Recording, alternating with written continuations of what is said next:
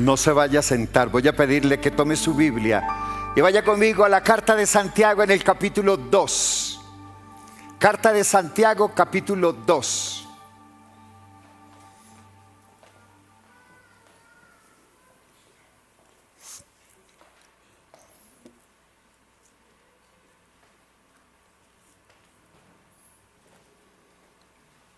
¿Cuántos lo tienen todos? ¿Cuántos me dicen amén?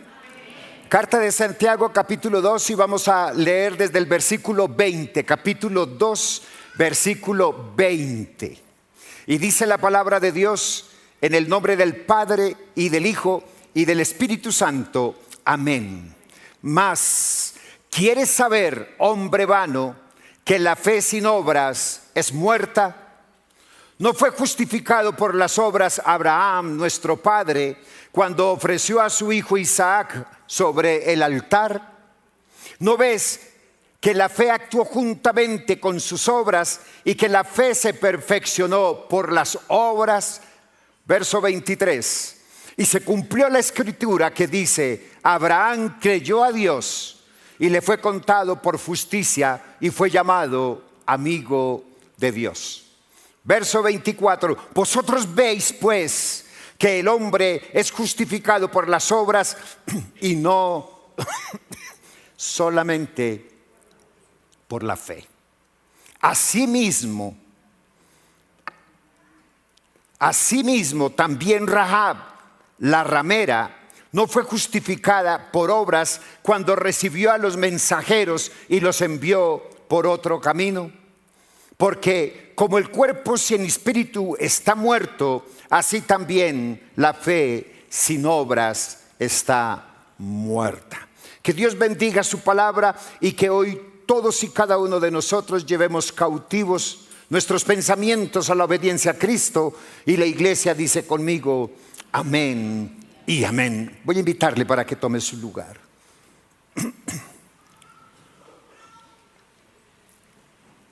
La semana pasada introduje el mensaje con una ilustración que, si usted lo analizó en el grupo de vida, pudo tener la inconformidad de uno de los grupos que me hablaron acerca de él.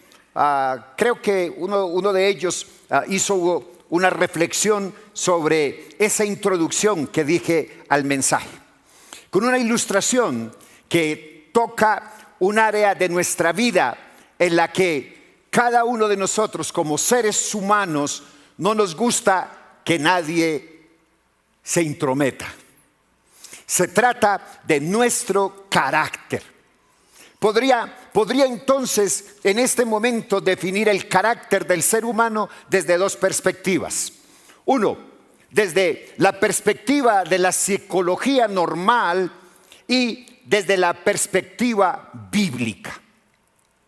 Desde la perspectiva de la psicología normal, nuestro carácter nos define, nos representa, nos permite ser quienes somos, pero también nos condena a nuestras decisiones. Ahora, carácter desde la perspectiva bíblica se entiende como la formación interior del corazón que se refleja en una conducta de cada momento, en una conducta diaria. No es solamente temperamento, sino quién eres delante de Dios cuando nadie te ve. El carácter bíblico es el resultado de una muy buena intimidad con Dios, de la obediencia completa a su palabra y sobre todo el trato de Dios a través de las diferentes pruebas que tenemos. La Biblia enseña que el carácter se forma a través del proceso, nunca de la comodidad. El apóstol Pablo en la carta a los Romanos dice claramente que la tribulación produce paciencia y la paciencia produce prueba y la prueba esperanza. Mis amados, el carácter bíblico es una vida transformada desde adentro.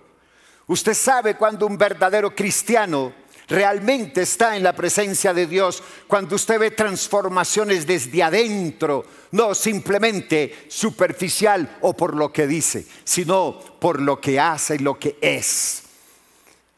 Mire, hablé en la introducción de dos hombres que vivieron una vida según creyeron que era la correcta, según les pareció. Uno era justo, a quien pareció correcto nunca robar, y quien, lleno de odio contra su vecino, murió eternamente.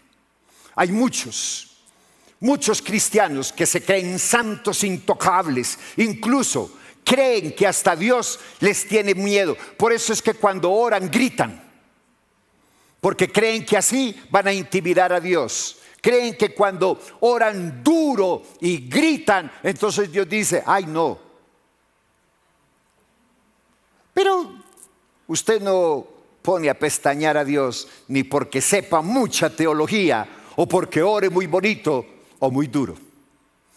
Algunos creen que Dios les puede llegar a tener miedo porque saben Biblia, porque oran bonito, porque hacen muy buenas disertaciones y hasta predican, pero que si vamos a ver están podridos por dentro, porque consideran cultural el pecado que cometen cada día.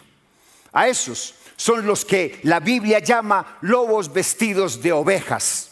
Hablé entonces de Horacio, un hombre que tomó la decisión de ser ladrón, porque creyó que esa era la manera de solucionar sus problemas.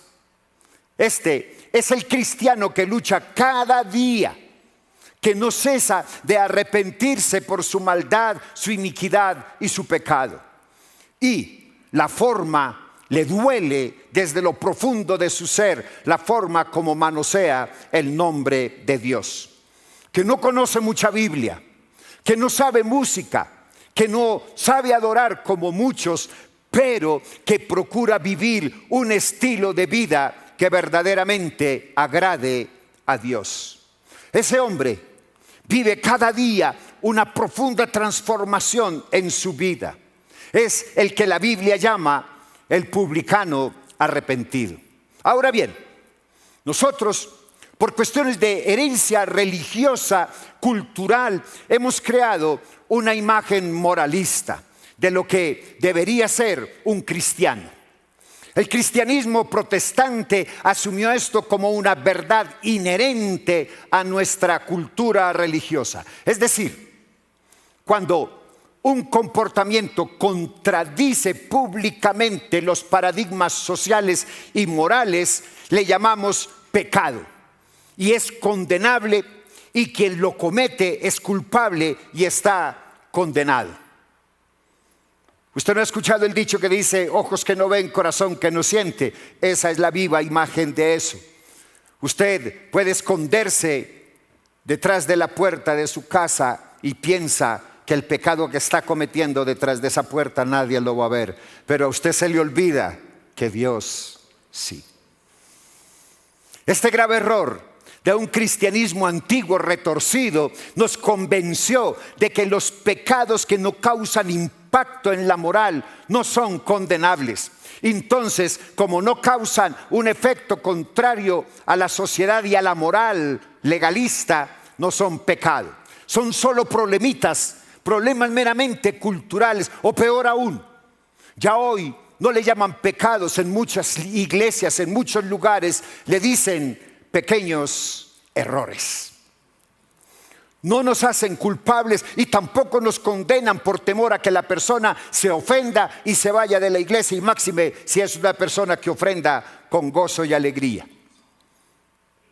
Hermanos, por cosas como estas en nuestro país vemos grandes condenas sociales contra comportamientos morales, pero una gran tolerancia sobre aquellos comportamientos que no causan escándalos. Por ejemplo, la corrupción. Yo escucho frases y lo escucho desde muy joven, escucho esa frase que dicen, está bien que roben, pero que dejen algo. Porque robar en nuestra conciencia social no es tan inmoral. Eso, entonces, es lo que se conoce como una doble moral. Horacio era un ladrón. Su actitud era incorrecta, es claro. Y le hacía culpable y merecía el castigo delante de Dios. Hermanos, resulta muy fácil condenarlo, porque es un comportamiento que no solo le afectaba a él, sino a las víctimas de sus robos. Al hacerse público su comportamiento y recibir la condena por parte de su vecino justo, Horacio comprendió que su falla de carácter era incorrecta. Entonces empezó una tarea de luchar, hasta que un día decidió apartarse del pecado. Y ese día, entonces, fue que él tuvo un encuentro real con Cristo. Horacio, ese día, fue salvo. Justo. Fue un hombre con una alta moral y un gran compromiso religioso. Una fe en Dios. Pero su actitud de odio hacia su semejante, hacia Horacio, realmente estaba oculta, la tenía guardada. Era algo que él llevaba por dentro, que solo lo afectaba a él.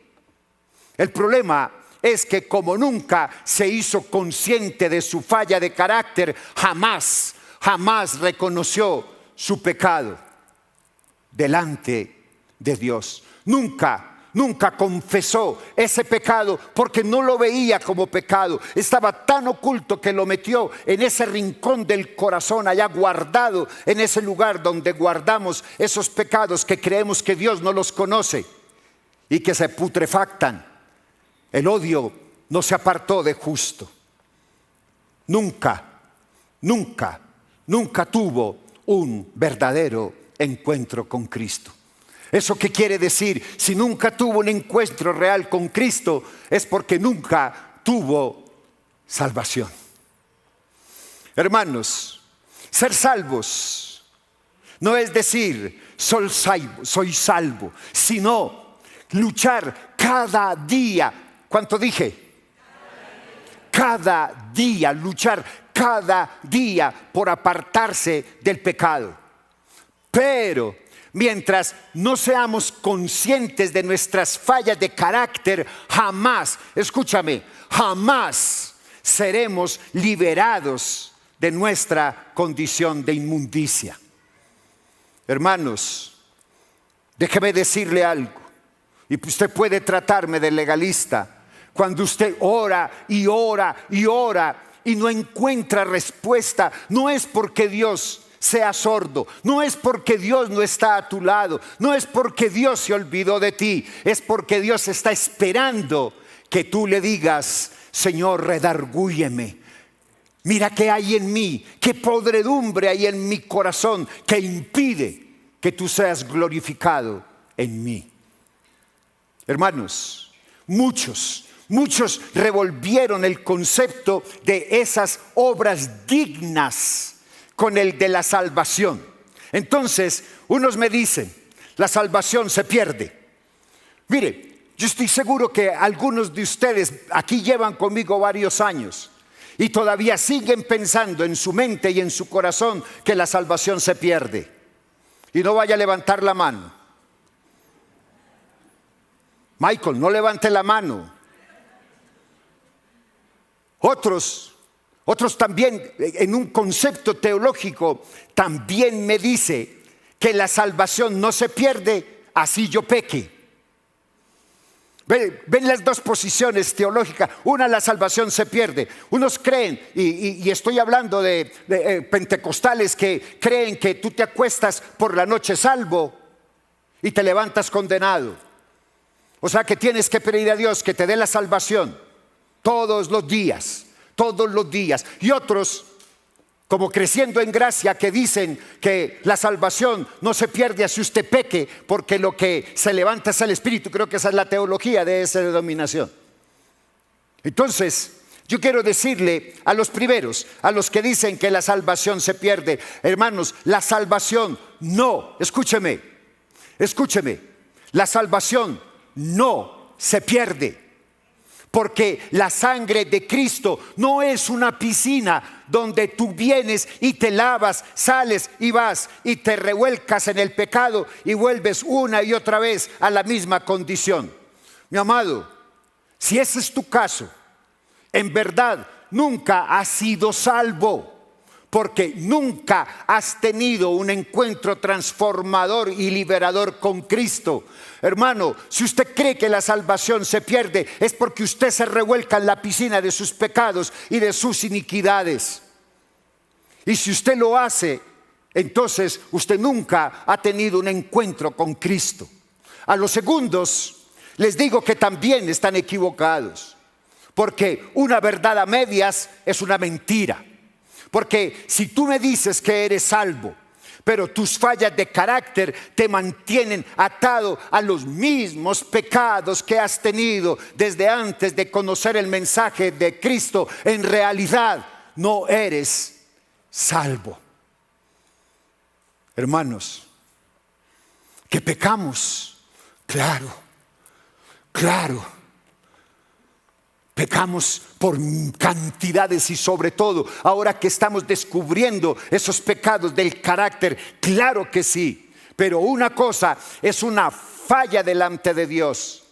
Me airé, maldije, tuve pensamientos indebidos, sentí envidia porque mi hermano compró un carro y yo ando en Transmilenio o en una chatarrita. Somos seres humanos y Dios conoce nuestra naturaleza.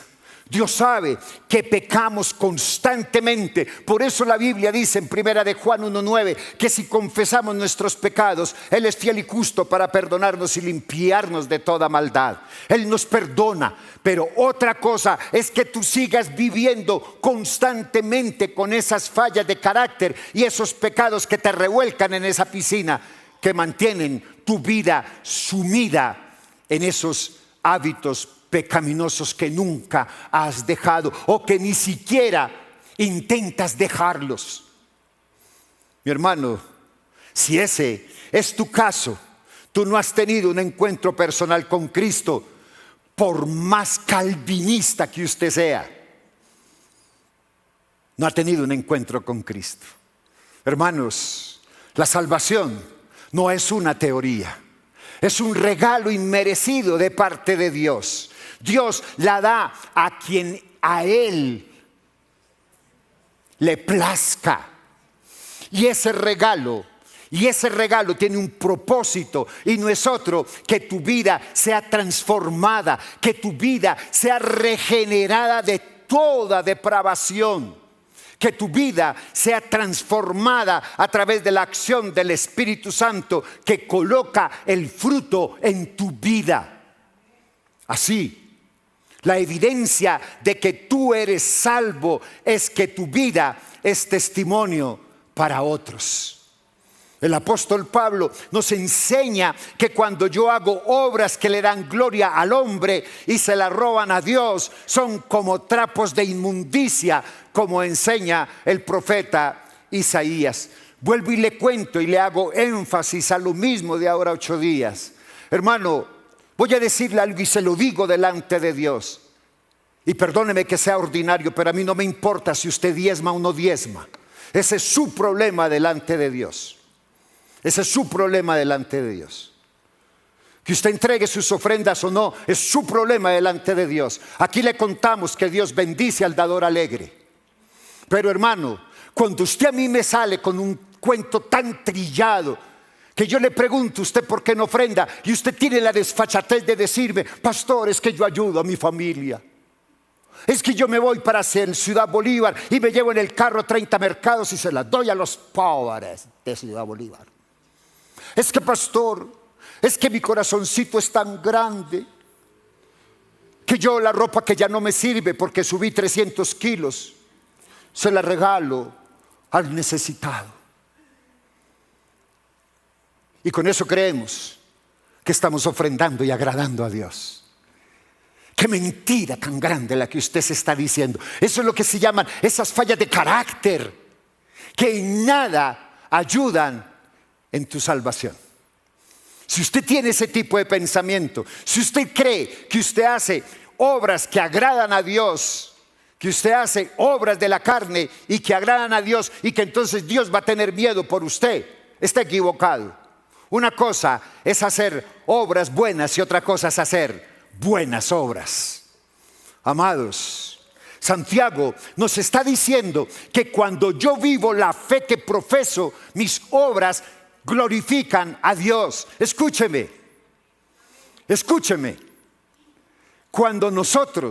Cuando tú y yo vivimos la fe que profeso, mis obras glorifican a Dios. Entonces, es ahí donde mi fe en la salvación del Cristo vivo se perfecciona en mi estilo de vida. Hermanos, cuando usted tiene fe que glorifica a Dios, lo menos que usted anhela es robarle la gloria a Dios. Por eso, cuando usted da, lo da tras bambalinas, no ganándose el favor de los demás. Hermanos, si yo hago obras para que otros me admiren y me reconozcan, esas obras no sirven para nada. Eso es basura. Póngalo de la siguiente manera, para que usted lo tenga claro. Usted llega y organiza 10 mercados y se va para Ciudad Bolívar o para otro lugar, no sé si hay otro lugar más pobre que ese que necesite de mercados. Cuando usted llega a la casa y toca la puerta y le dice: señora, le traigo un mercadito, y se lo trae, la señora, ¿qué le dice a usted? Dígame, ¿qué le diría? ¿Cómo? ¡Ay, tan lindo! Gracias. ¡Ay, tan lindo! Que Dios le bendiga. Gracias. Y mira y dice: ¿y los huevos? Pero si usted, en lugar de ir a Ciudad Bolívar, usted trae la ofrenda a la iglesia y le dice ahí en el sobrecito que entrega: yo deseo que esta ofrenda, este valor de esta ofrenda sea dirigida para unos mercados de personas necesitadas. Entonces el ministerio de intercesión se encarga de ir a comprar esos mercados y distribuirlos en las personas necesitadas. ¿A quién le dan la gloria? Porque no saben quién la dio. Es un ministerio de la iglesia. Ahí está la diferencia. Obras buenas y buenas obras. Si mis obras le dan la gloria a Dios, entonces esas son las obras que perfeccionan tu fe. Porque ya no hablas tú, sino que tu estilo de vida habla por ti. Hermanos, ¿cómo puedes decirle a tu hermano: te bendigo, Dios te ama, si tu mente, si tu corazón está sumido en la venganza, en el odio, en la amargura, en la rabia, en los celos, en la disensión, en la discordia, en el odio? ¿Sabe algo? Ese tipo de enseñanzas más bien arden, y de verdad que yo soy consciente de eso. Pero ¿sabes por qué pasa eso? Porque Santiago es un pastor. Él no le está predicando a impíos, no. Él le está hablando a un grupo de cristianos religiosos que se la pasaban reunidos y en actividades, pero que sus corazones olían a cadáveres, porque sus obras no le daban la gloria a Dios, sino que eran trapos de inmundicia delante de Dios. Hermanos, duele mucho la historia de Justo, un hombre aprobado por los hombres, pero rechazado por Dios, porque Dios rechaza a todo aquel que no reconoce su pecado delante de la cruz. Tú hablas mucho, pero Dios examina tu corazón y lo escudriña hasta lo más profundo y lo quebranta para poderte transformar. Es indigna la historia de Horacio, porque no es justo delante del ojo religioso, porque no nos parece que un ladrón merezca la gracia de Dios. Y eso pasa porque es que valoramos mal las apariencias. Preferimos encubrir nuestras fallas de carácter con buenas obras. Amado mío, tú no puedes llegar con un currículum vitae delante de Dios. No, porque Él mira tu corazón y Él sabe cómo está. Él conoce tu corazón. A Él no le interesa la marca o la marquilla de tu ropa. A Él le interesa tu corazón. Hermano, a veces nos tapamos debajo de máscaras de adulaciones, de buenas cosas, pero en nuestro interior estamos podridos, estamos muertos. Esto ocurre porque la mayoría de las personas que hoy van a una iglesia nunca van a humillarse delante de la cruz para que Él los examine y descubra la inmundicia de sus corazones, porque difícilmente se sabe en el Salmo 139. Yo lo invito para que vaya conmigo al Salmo 139 en el verso 23, cuando dice: examíname. Oye, como decía un predicador, hello. Por si no lo entendieron mi inglés, hola. Examíname. ¿Cuántas veces le dices tú a Dios en las mañanas: examíname, oh Dios, y conoce mi corazón, pruébame y conoce mis pensamientos, y ve si hay en mí camino de perversidad, y guíame en el camino eterno? Hermanos, nos aferramos a esa situación, nos aferramos a ella y preferimos estar atados al pasado, a ese pasado propio o de otros, que pedirle a Dios que nos examine. Nos enorgullecemos de no ser adúlteros, pero el orgullo es pecado delante de Dios. Y es ahí, en esa incómoda realidad, donde tú tienes que ser perfeccionado. Amados, ¿cuántas veces con tu orgullo aplastas a tu prójimo?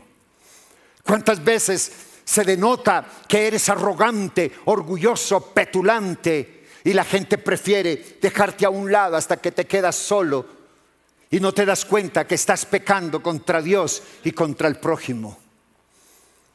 Eres como los impíos, que te jactas de todas las cosas buenas que haces y sabes, delante de Dios son tus trapos de inmundicia, porque nada de eso muestra que glorificas a Dios, sino que te estás glorificando a ti mismo.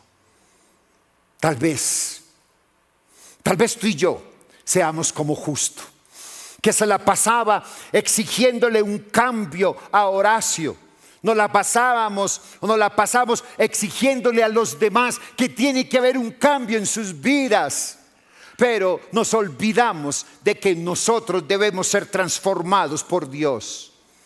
Arde el carácter porque le habló a esas fallas ocultas que tienes bien escondidas y que tal vez como Justo tú no sabes que las tienes. Amados, Santiago entonces continúa su exhortación y nos dice ahora que nuestra fe se perfecciona no solamente en nuestra fe, sino en nuestras obras. Santiago dice a cristianos conocedores como tú y como yo, que el cristianismo que está en la iglesia debe de dar evidencia de lo que Cristo hizo en su vida. Antes de iniciar esta parte final del capítulo 2, debemos tener muy claro que para Santiago existen dos tipos de fe. Una fe falsa, que se expresa solamente con palabras, y una fe verdadera, que produce un estado de vida caracterizado por las buenas obras, la piedad y la obediencia. Para Santiago, si para Santiago la teología o el estudio de la palabra de Dios y la práctica no coinciden, entonces la salvación y el cielo tampoco lo harán.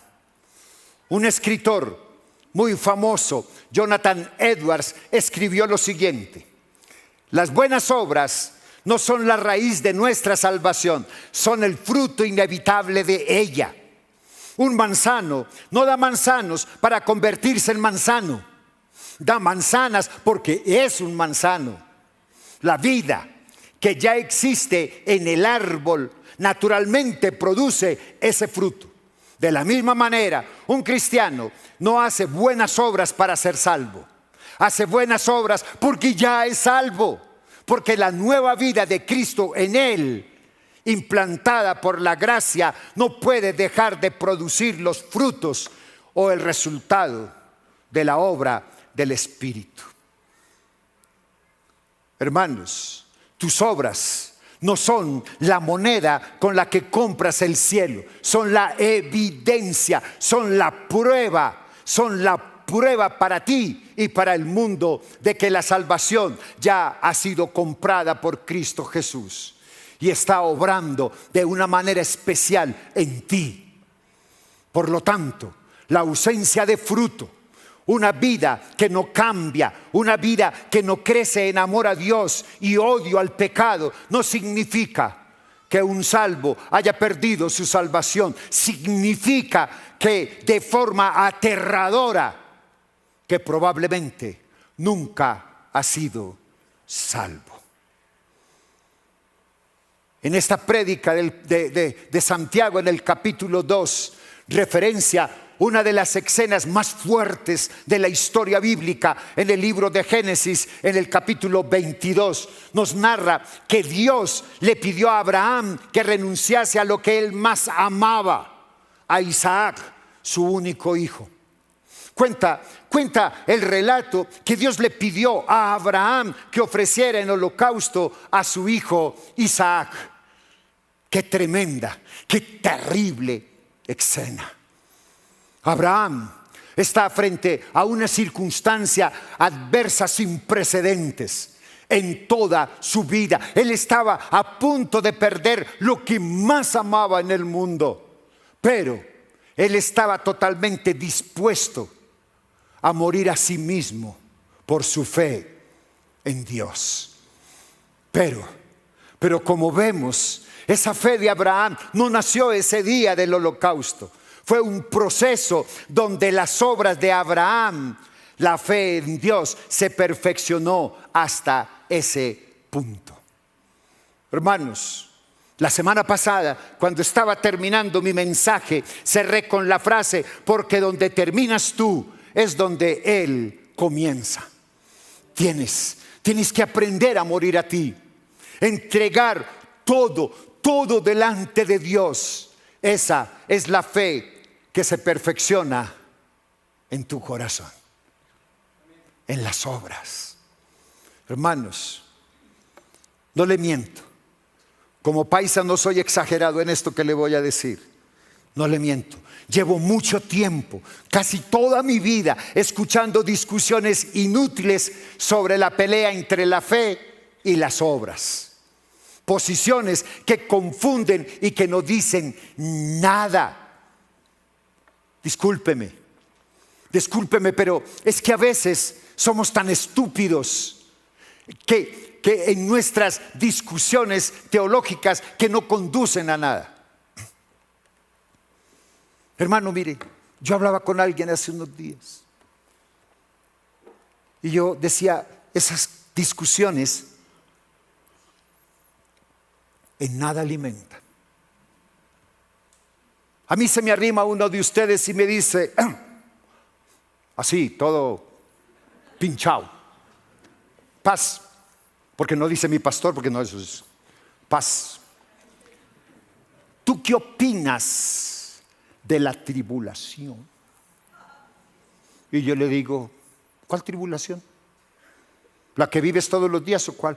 No, pastor, ahí la que viene antes del arrebatamiento. ¿Tú qué opinas lo que dice Apocalipsis sobre la tribulación? ¿Tú eres pretribulacionista, eres tribulacionista o eres posttribulacionista? Y yo le digo, ¿a usted qué le importa?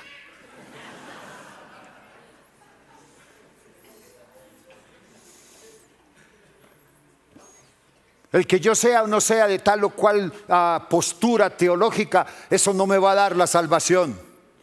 El que yo crea que el Armagedón es el por allá milenial y que el arrebatamiento, porque también se pegan del arrebatamiento y se generan discusiones teológicas sin profundidad y con mera ignorancia teológica. ¿Para qué? Si mi corazón está entenebrecido por el pecado y por la maldad, ¿de qué me sirve a mí creer que Dios va a arrebatar la iglesia antes de la tribulación si estoy muerto en mis delitos y pecados? Entonces, cuando a usted alguien le pregunte, ¿usted cree que va a ser arrebatado o no? Y yo le digo, no sé.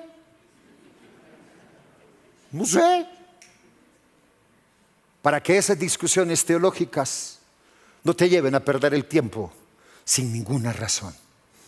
¿Sabes? Yo te digo que lo que te estoy diciendo hoy no es para discutir en razonamientos vanos. Estamos frente a una evidencia bíblica de que cuando nosotros morimos a nuestro ego, a nuestro pecado, a las cosas o personas a las que nos aferramos, Dios actúa entonces y nos perfecciona. ¿Quiénes dijeron amén? Díganme un fuerte amén.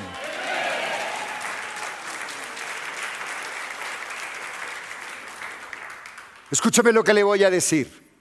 La gente no va a Cristo porque teme volver con las manos vacías. Es decir, no creen, piensan que si se abandonan en los brazos del Cristo vivo, entonces vamos a perder. Alguien nos va a quitar. Entonces, de forma ingenua, pretendemos proponerle a Dios una relación llena de prevenciones, sin entrega, a puertas cerradas. Hermanos, qué absurdo, qué mentira más absurda la que Satanás quiere meternos, de que Dios no se va a glorificar en nosotros. Abraham nos está enseñando que él no dudó. Yo no sé si usted se acuerda, yo sí me acuerdo, cuando Dios le dijo a Abraham, ¿qué fue lo que le dijo? Doctor, ¿qué fue lo que le dijo? La primerita vez que Dios tuvo un encuentro con Abraham, ¿qué fue lo que le dijo? No, sal de tu tierra y de tu parentela. Y él le dijo, que el doctor Juan Carlos me preste la corando ahí para yo ir. O dijo, Señor, espérame, yo crío mi familia. O Señor, es que tengo tanto por hacer mañana.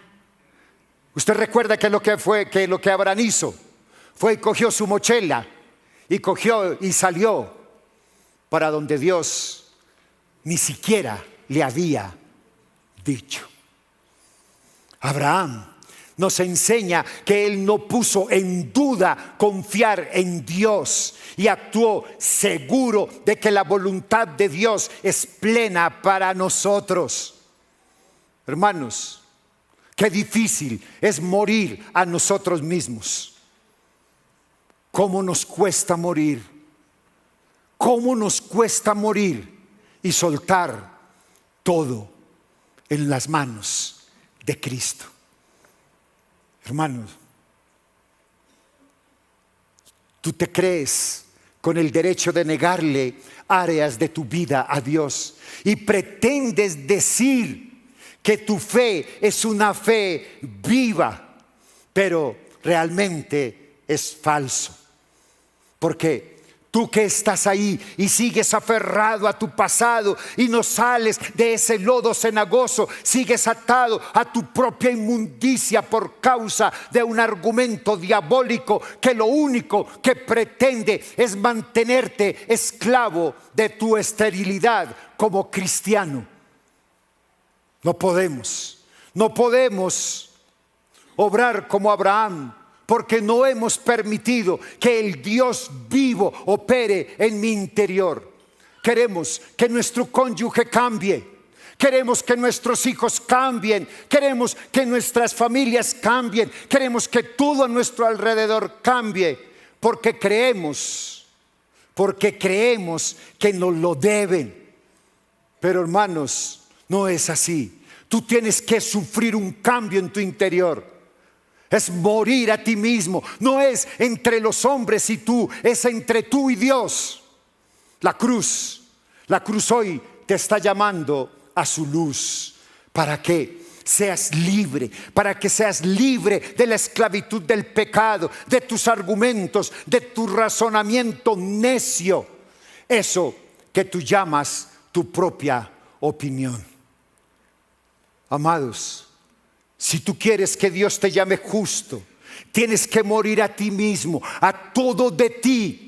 Tienes que morir a todo lo que más amas, sea lo que sea. Empiece. Porque si su esposa o su esposo le pregunta a usted, y eso me pasó a mí, un día cualquiera, mi muchachita, estábamos hablando de algo referente a la muerte, y mi esposa me dice: gordito, cuando yo me muera me va a llorar. Y yo: no, gordita, voy a traer a Silvestre Dangond. ¿Algún problema con eso? Y no es que me amas mucho. Entonces me voy a poner a llorar desde ya, porque yo me muero por usted, mamita.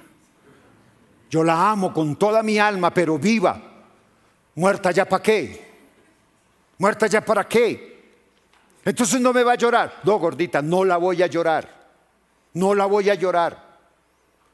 Pero si para usted que yo la ame mucho significa que yo le voy a empezar a llorar desde ahora. Empiece a prepararse. ¿Sabe por qué? Porque la circunstancia de la muerte no puede estar por encima de lo que Dios piensa o de lo que Dios haga en y a través de mí. Y eso lo tengo que hacer aquí. La tarea la tengo que hacer aquí. Después de que mi esposa muera, llorarla no la lleva al cielo. Cuando mi hijo muera, no lo lleva al cielo por llorar o por dramatizar. Hermano, una vida que ejemplifique a Jesús, que ejemplifique a Dios, es la que va a llevar a que tus hijos, tu familia y todos los que te conozcan reconozcan que Jesucristo es el Señor. ¿Usted lo cree conmigo? Ahora sí, dele un fuerte aplauso al Señor.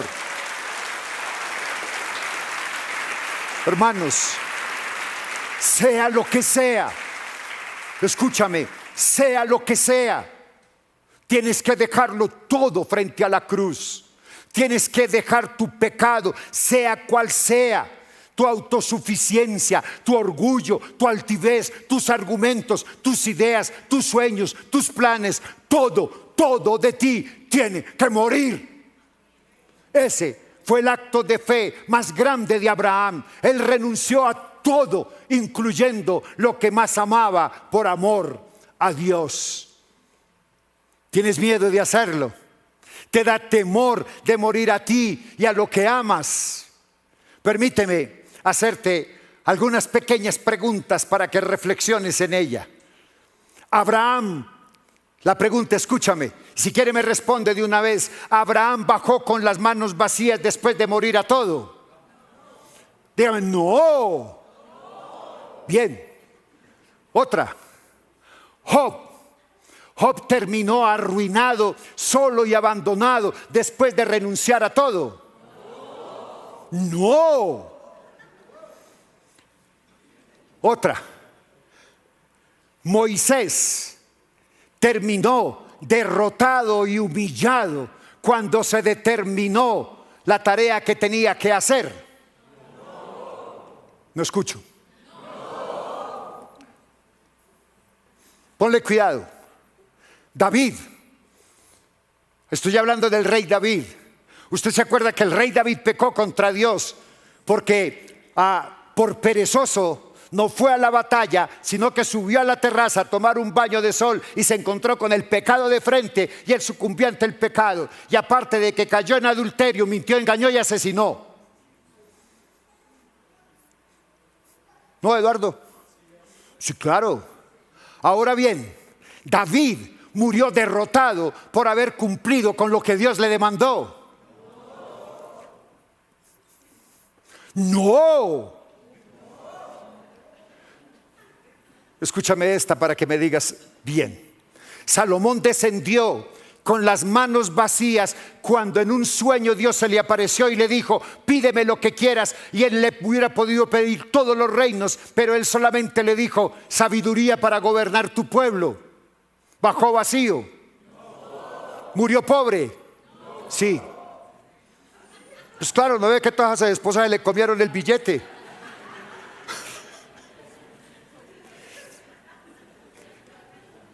El apóstol Pablo, cuando fue a la presencia de Dios, no recibió al menos una corona cuando partió. Sí.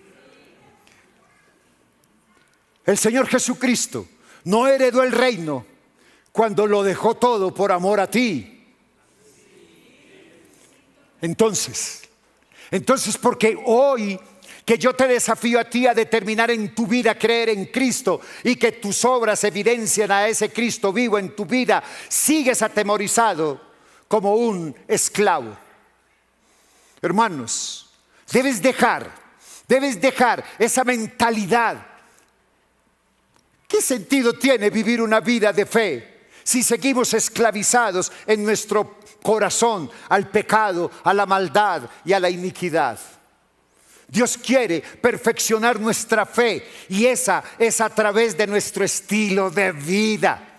Nuestras obras son la evidencia de que un Cristo vivo está actuando en ti, en mí, en cada uno de nosotros. Pero hermanos, viene la parte más exquisita del análisis de Santiago. Recuerda que formación sin transformación es mera academia. Diga conmigo: formación sin transformación es mera academia. El predicador del texto que estamos estudiando se refiere a otra persona, a una mujer que se dedicaba a la prostitución, que guardó la vida de 2 espías enviados por Josué a reconocer la tierra que Dios le había entregado en sus manos. Rahab, una ramera de esa tierra, los escondió y los protegió para librar su vida. Esa mujer hizo una declaración en el libro de Josué, en el capítulo 2, en el versículo 11: porque el Señor vuestro Dios, Él es Dios arriba en el cielo y abajo en la tierra. Esa frase alegró su vida, y a toda su familia la libró de la muerte en las manos del ejército de Dios. Porque cuando una persona, sin importar su condición, determina confesar con su boca que Jesucristo es el Señor de su vida y lo evidencia con sus obras, entonces tiene la protección de Dios. Ella protegió a los siervos de Dios por temor a Dios. Entonces esa persona verá la mano de Dios en su vida como nunca antes. Mi pregunta hoy, siendo 8 de febrero, a las 11:53 de la mañana, quiero hacerte una pregunta. ¿Estás vivo o estás muerto? ¿Sabes algo? Voy a decirle algo.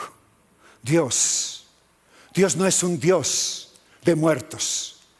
Dios no es un Dios de esclavos, ni de hombres y mujeres atemorizados por su pecado o por su pasado. Dios no es un Dios de hombres y mujeres aterrados a su pasado, aferrados a ese pasado que le dañó, a ese pasado que lo acabó y lo exterminó. Dios es un Dios de vivos. Hermano, le voy a decir algo, y no soy profeta ni hijo de profeta, pero Dios te ama. Escúchame, Dios te ama sin condiciones. Él lo dio todo por ti. Es hora entonces de que tú y yo seamos levantados de entre esos muertos espirituales, para que Dios se glorifique en ti y en mí. Cierra tus ojos. Y respóndeme la pregunta ahí, no a mí. Entre tú y Dios, ¿estás vivo o estás muerto? Ahí como cantábamos ahora, estoy apasionado. Que puedas evidenciar desgarrando tu corazón, porque de pronto hay esos pecados, esas fallas del carácter que hoy no habías traído a tu mente: orgullo, soberbia, prepotencia, sobradez, inmundicia. Y dile: Señor, aquí estoy, escudriñame. Escudriña mi corazón, oh Dios, y mira qué hay dentro de él y quita lo que no te sirve. Cambia ese corazón dañado, ese corazón podrido, ese corazón de piedra por un corazón donde tu Santo Espíritu habite. Señor, todas estas personas y las que nos siguen a través de las redes, estamos unidos en un solo corazón y te pedimos: perdónanos. Perdónanos, Dios Jehová de los ejércitos. Perdónanos, Señor mío y Dios mío, porque hemos pecado contra ti. Hoy clamamos por esa liberación. Hoy clamamos, Dios, para que seamos más como tú y menos como yo. Señor,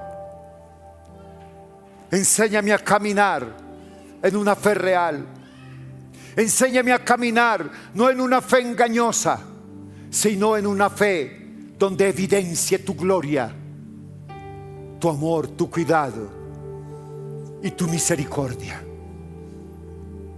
Pero tú y yo necesitamos juntos enamorarnos de ese Dios vivo, de ese Dios que evitó que tú y yo estuviéramos en la cruz, para que su Hijo Jesús fuera por nosotros y fuera el único Cordero Santo, que nos librara del pecado, de la maldad y la iniquidad. Enamóranos, apasionanos. Para mí la iglesia es mi casa. Es donde yo puedo venir a compartir y ver la alegría de todas las personas que vienen a congregarse, que vienen a estar aquí, que vienen a escuchar la palabra de Dios. Y es el lugar de reunión donde puedo ver ante la presencia de nuestro Padre, para primeramente pedir perdón, para que nos congreguemos todos para adorarle, para que le demos la gloria a Él, que es el único que la merece. Para mí la iglesia es mi hogar. Es donde puedo venir a escuchar de Dios. Para mí la iglesia es parte de mi familia.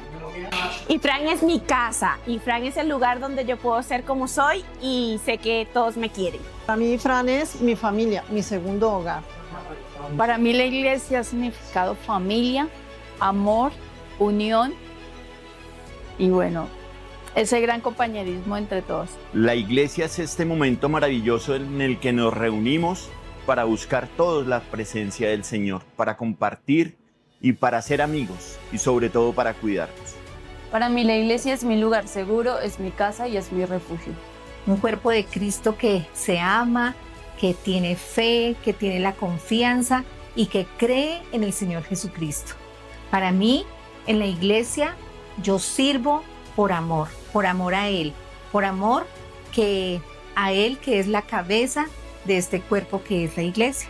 Para mí la iglesia es un refugio divino que el Señor nos ha regalado, donde podemos aquí venir a agradecerle al Señor, podemos pedir perdón, podemos fortalecernos y es como mi segundo hogar. Es nuestra casa. La iglesia es el lugar donde llegamos a encontrar todo lo que necesitamos en Dios y en una comunidad que está cumpliendo su voluntad. Para mí mi iglesia es mi lugar seguro.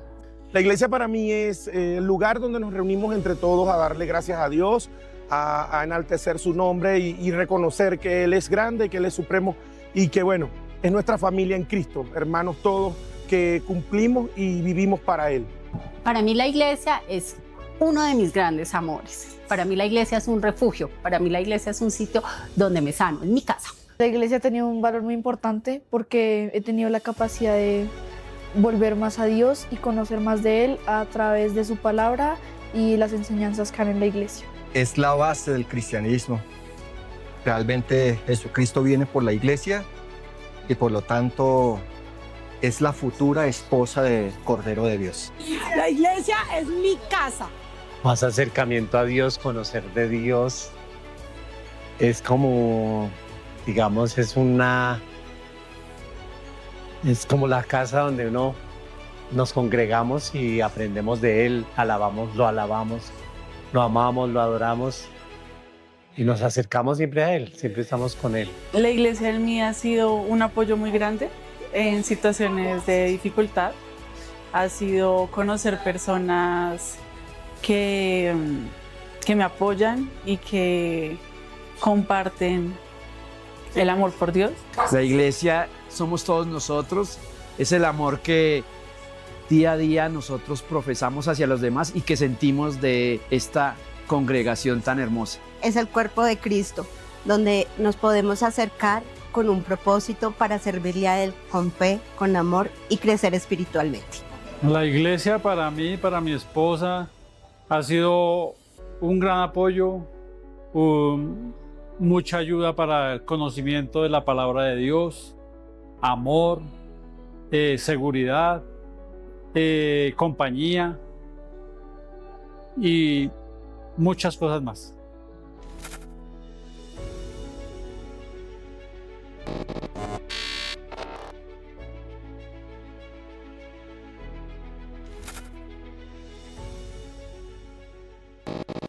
Esa es una pregunta que no se puede responder a la ligera. ¿Qué es la iglesia para mí? Aunque de pronto para muchos pueda sonar como complicado, pero la iglesia es como un hospital, donde todos llegamos enfermos para ser sanados, donde cada uno de nosotros viene para darle gracias a Dios. Estoy viendo esa cosa que está allá al frente, me llena de emoción, donde hay muchas maneras de darle gracias a Dios. Para mí la iglesia es el lugar donde nosotros venimos para decirle: Señor, durante toda una semana tú me has guardado, me has protegido, y aquí vengo a traerte las primicias de la batalla que he ganado contra el pecado, contra la maldad y contra la iniquidad.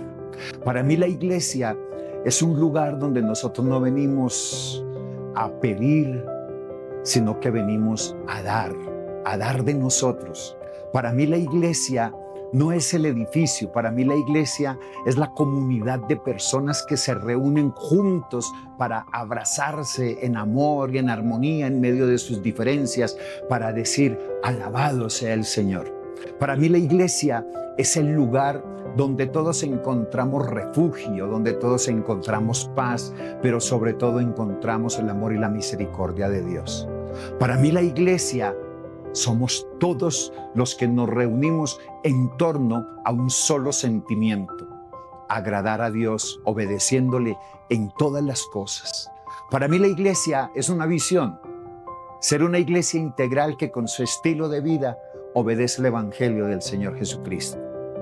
Eso es lo que nos ha llevado a que podamos trascender a nuestras generaciones.